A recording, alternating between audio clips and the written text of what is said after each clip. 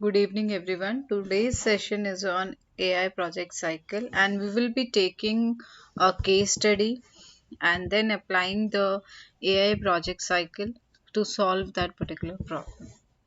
Right? So, let us begin with the session. First of all, this is the kimchi rising prices problem, in which we will be seeing that it's a staple food of Korea, and like how the rising prices of kimchi would lead to like less consumption, but people are because it's a staple food. How to overcome this problem, we will be checking out through AI project cycle, right? So, what is kimchi? First of all, everyone should know about this. What is kimchi?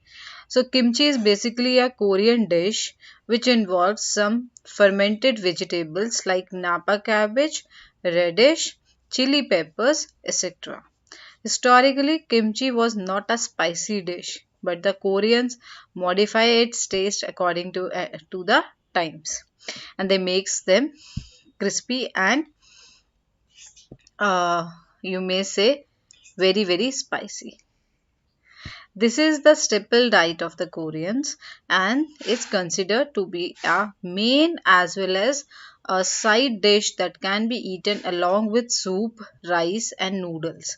So, like suppose we are Indians and we are having food, and our staple food we may say is a rice and dal rice. Everybody is basically enjoying in eating such meals, right? And if we say that the ingredients for making dal would be having higher prices, so it is going to affect each class of the society, right? So we need to check upon like how to overcome this the prices of the particular dish. So the only thing is we have given only one example, like what we are going to do. So we already know that AI project cycle has five stages. The first stage is problem solving. Second, acquiring the data or data acquisition. Then cleaning the data exploration. Then modeling the system, data modeling. Then implementing and evaluating or evaluation phase. Right. So these are the basic and the sequence of steps that needs to be taken while building any AI enabled software, right? Let us move to the next point, that is first stage of AI project cycle, problem scooping. Now under problem scooping, we have already studied about 4W's canvas, which talks about who, what, where and why. And again I am repeating, when is not included in the 4W's canvas. So let us understand one by one each of them. The first is who. Who is having the problem? So the people living in Korea who consume kimchi and the people who sell kimchi to earn a living are having a serious problem. So the person who are basically preparing the food, and uh, the person who is consuming that food, right, would have a problem. What is the problem? There occurred a national tragedy in Korea, that is, the price of their staple food diet skyrocketed recently due to the rise in the prices of some of its key ingredients like napa cabbage, garlic, radishes, etc. This is a grim situation as this rots the people to eat what they consume the most on a daily basis. I told you, like our staple food is dal rice. If the prices of the ingredients of a dal goes high, then it is going to affect each of the people, right? Because we all are eating rice and dal. So here also the same thing. is applied. The people to eat what they consume the most on a daily basis, and that too as not only a main dish as but a side dish with rice noodles and a soup. So the common folk is suffering a lot. So the common people are suffering a lot, right? Now, where this problem is arising? So this problem is arising in the country that is Korea. And why this problem is arising? What is the basically solution to this problem? Let us see. This problem is worth noticing because there is a major difference between the previous and the new prices of this dish, and the people are not able to buy it. The price soared from $2.5 to $14. So such a big difference, such a drastic change in the figures. If this continues, the poor people won't be able to find a meal for daily consumption because this particular dish is the staple food of their country. It is going to affect each of the like each level of the you may say each standard of people, but mostly it is going to affect the poor people, right? Because they are not able to have their staple food. What is 4W canvas? I told you 4W canvas is going to provide the ideal solution where this problem is arising, who is having this problem, and what is the problem about. So, who is having the problem? The people living in Korea. And what is the problem? Buying the food item they consume the most, that is kimchi, due to rise in its prices. So this problem is basically affecting the people of Korea. Where this problem is arising? At there obviously where they are consuming in the Korea, right? And why? What is the best possible solution to that? To reduce, how to reduce the ingredients, the price of the ingredients that are involved in preparing the kimchi food, right? So this is the ideal solution which can be done, which can be reduced with the help of AI project cycle. Now from the case study we have identified the different factors and we acquire the data. First of all, let us understand what is data acquisition, what we have collected. The data needed for this project is the rate of increase in the price of kimchi every year and the factors which led to this increase every year.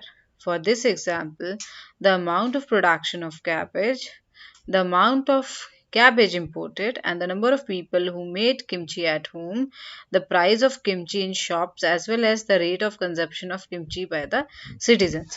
So, the the developer has identified what we have identified, the different factors that are directly influencing the problem statement, right? So here the first factor that is directly influencing is the rise in price of kimchi per year. Then production of cabbage by farmers, amount of cabbage imported, price of cabbage, right? And then rate of consumption of kimchi. Now let us see the system map for this. So what are system maps? System maps is a visualization tool for depicting the relationship between two elements. So here the plus symbol shows that there is a direct relationship between two elements. Suppose I am saying price of cabbage is X and price of kimchi is Y, right? So we may say if we have plus signal, if plus sign in between, so both are increasing, right? Like price of kimchi is increasing, then kimchi consumption will also be, if it is in a case of minus sign, that means they have the inverse relationship. Both variables are increasing in plus right? In minus sign, one variable x is increasing and y is decreasing, right? So this is the relationship in the different variables. Like price of kimchi is increasing and economic value is decreasing. Obviously, the people is going to consume less if the price of kimchi is high. And if the economic value is high, then you have high production value of cabbage. Then, if the production value of cabbage is high, then cabbage imported is less. Import कम होगी, जरूरत ही नहीं पड़ेगी if the production is high. Then, if the cabbage imported is high, then price of cabbage is also high, right? And if the price of cabbage is high, the price of kimchi would be also high. This is how all the factors are related to each other, right? Now let us move to the data exploration phase. What is data exploration? Data exploration phase includes arrangement of data, setting priority and plotting graphs. We will use graphs, for example, the graph of import and export of cabbage in South Korea. We can see that by 2017 the import have gone up while the exports are low. Import has gone up whereas exports are low. This is the major reason for rise in kimchi prices. So cabbage prices goes high, right? So in that case, like the imports get high and the export get in Korea, that is export is very low and import is very high. आपके पास है you don't have anything. Now you are importing that part, obviously, and imported part is much is expensive than your than whatever the like farmers are going to grow, right? Because if the country is having their own staple food and they are growing, they are doing the agriculture in that particular domain, the prices would be much lower and everybody is going to handle that problem. Whereas when the cabbage is imported, the obviously we are paying more for that. So that means the price rises also goes up. Now, what are the key factors in this? Key factors means out of these six factors, out of these five factors, we have extracted only three factors. Out of five factors, we have extracted only three factors. We will collect data of 5 consecutive years. The data factors will be the amount of kimchi imported in each year, the amount of cabbage produced, and the price of kimchi each year. We will train the model with these three data. It will be trained in such a way that when the amount of cabbage produced and the amount of cabbage imported is inserted in the model, it will calculate the approximate price of kimchi and show much the price has been risen compared to the last year. So what it is going to do, it is going to take the three factors, that is data of cabbage imported, data of cabbage produced, and price of kimchi last year. So based on these three factors, we are going to train the model. Now this is the graph which shows the amount of kimchi consumption in last 5 years, right, in kilograms, and amount of cabbage production in last 5 years and amount of cabbage imported in last 5 years.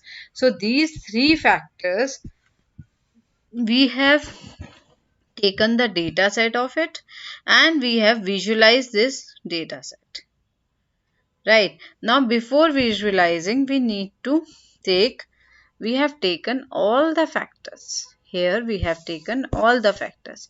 But when we are moving towards the third phase, that is exploration phase, we need to select those factors that are directly influencing the problem statement, right?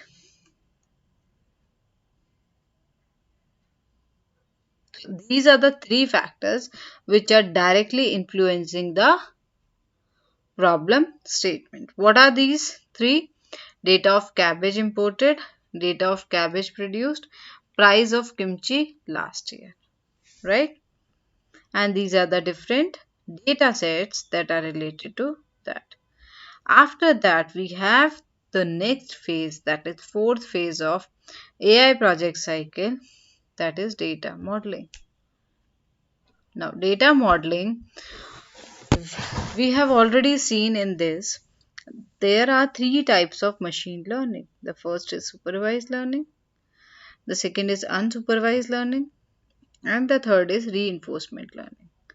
Supervised learning is task driven, unsupervised learning is data driven, and reinforcement learning is algorithms learns to react to an environment. So all the three like has its own function and has its own algorithms also. Like if we talk about supervised algorithm, it has regression problems and classification problems, whereas in unsupervised we have clustering, and in reinforcement we have mostly reward system or punishment system in a environment, right? Then we have in this, let us apply the algorithm to this approach. Our model to this project will be rule based. So there are two learning based model. First is rule based model and the second is learning based model. When we have rule based model, that means certain rules, predefined rules are defined by the users, are implemented into the system. Basically, it is a static kind of system because all the keywords are not understood by the system. Few keywords are only understood by the system. Whereas when we have learning based system, or you may say AI enabled system, machine learning based system, it automatically learns from the previous experience. Right? We need not have to set certain set of rules, right? So we have in machine learning, in learning based model are divided into two categories, that is machine learning and deep learning. And again in machine learning, these are the three types which are shown on the screen, right? Let me give you a brief introduction to this. Our model of this project will be rule-based approach. This refers to the AI modeling where the rules are defined by the developer. The machine follows the rules or instructions mentioned by the developer and performs its tasks accordingly. Our project will follow supervised learning technique, that is regression.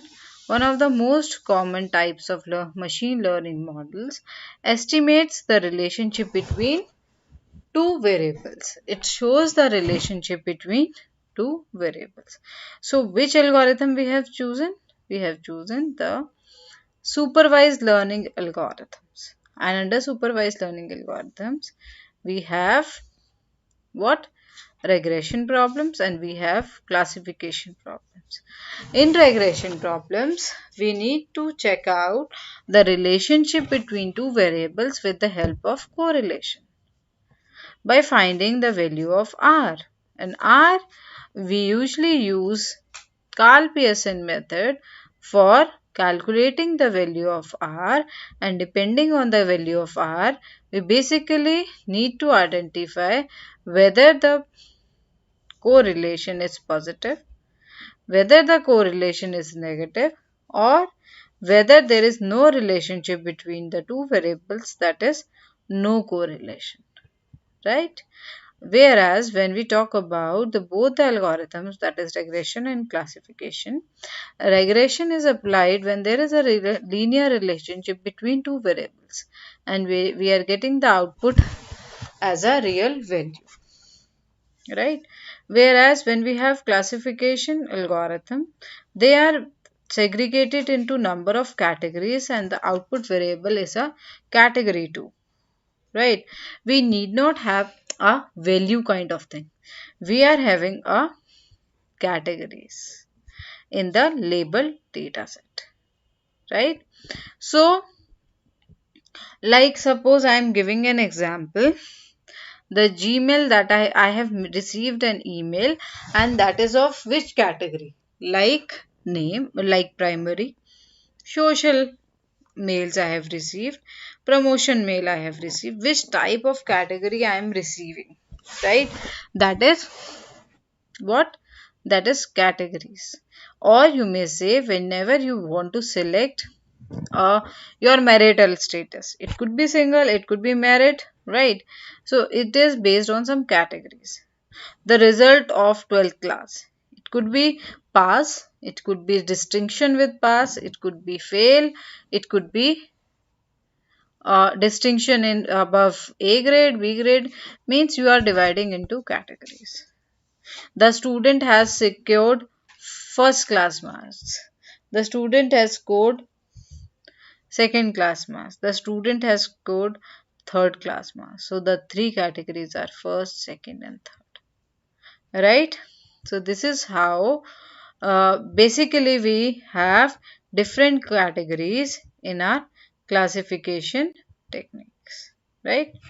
Let us move to the next part and the last stage of kimchi project life. Kimchi rising prices. As we have data of 5 years, we will first feed the model, we will train the model with 4 years of data. That is, rate of kimchi in these 4 years, and we will check if the output of the model, that is the prediction of kimchi price in the 5th year, matches the data we already have. Thus, we can ensure that if our model is working properly and giving the correct results. So, by applying the regression problem, by solving it with regression algorithm, it is going to predict the prices of kimchi with the help of last 5 years data.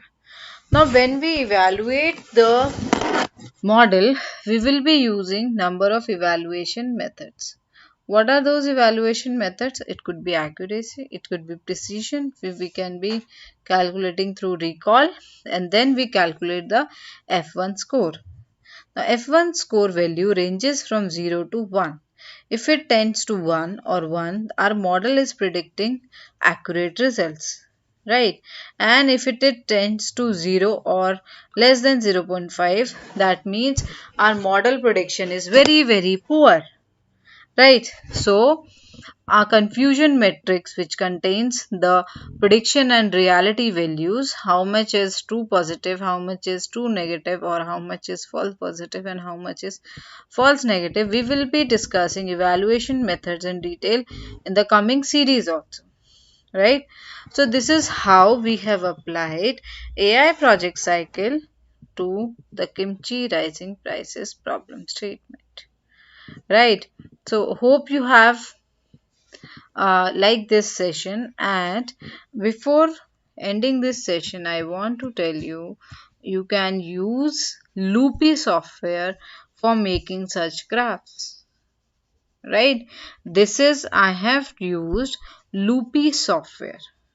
Again I am repeating, it's the data visualization software which basically depicts the relationship between two variables, right? So I will be using which software? Loopy software. Again I am repeating, let me write it down also, that is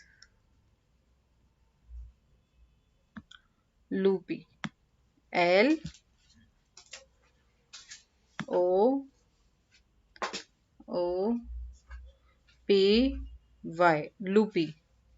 This software is basically used for drawing such kind of system maps. You may be using other tools for visualization. I told you like there are different data visualization tools also, like data wrapper or tabule, through which you can import the data. Let me show you one example.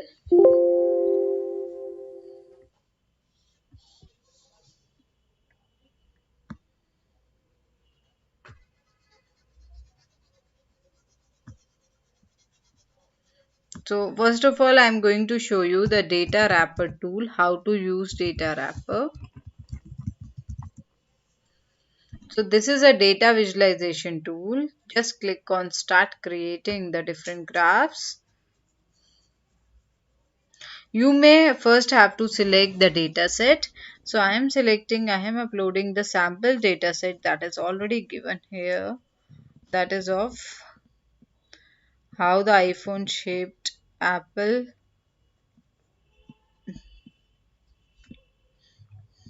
right? So I have taken the different makes of that. And I'm going to click on proceed button. Then you will get the data set here. Then just move to the next step, that is visualization, and select the graphs, right? And you may have line chart, you may have pie chart, you may have donut chart, you may have area chart. So they are the inbuilt charts. You need not have to do anything. You just have to import your data set, and based on your data set it is going to visualize the graph. And these are the on the left hand side you may see these are the predefined graphs which you can use for your data set, right? So I have taken the random data set from here, from this site only, and then what I have done, I can make bar chart, I can make group bars, line charts for showing the data. So these are the three categories: iPhone, iPad, Mac and iPod. So using the data wrapper tool, we basically visualize the graph. We basically visualize our data, right, through which we can analyze the data. Like by these number of categories can be can we have in our that is proportional variable is time. So we have different years in the x axis, and y axis may we have the different values of different categories. The categories are what? iPhone, iPad, Mac and iPod, right? Then it directly, you need not have to do anything, you just have to plot the lines. The this graph, this tool is going to automatically plot the graph. This is a scatter plot. What is scatter plot? It is basically helps you out in pointing, like this type of relationship. I would say it's both the variables are increasing. X is also increasing by year and y is also increasing by some value. So this graph is having positive correlation. So how you analyze that we have discussed from the graph, we can easily analyze that both the values are increasing. X value is also increasing, at the same time y axis values are also increasing. So this is how we can plot the graph using the tool, that is data wrapper.e. What is the URL? That is data wrapper.de, right? So hope you have understood the concept and liked the session, right? So we will be meeting in the coming lectures. Thank you.